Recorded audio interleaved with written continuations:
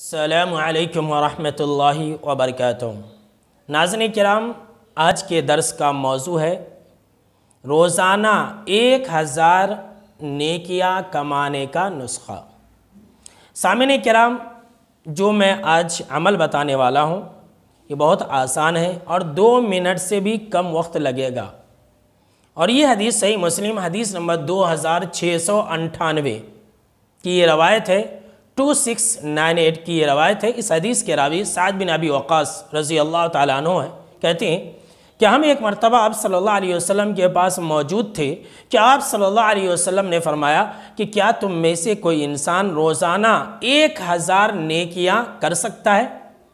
تو حاضرین میں سے کسی صحابی نے کہا کہ اللہ کے نبی اکرم و مکرم صلی اللہ علیہ وسلم، یہ کیسے ممکن ہے کہ ایک انسان ایک دن میں 1000 نیکی کرے؟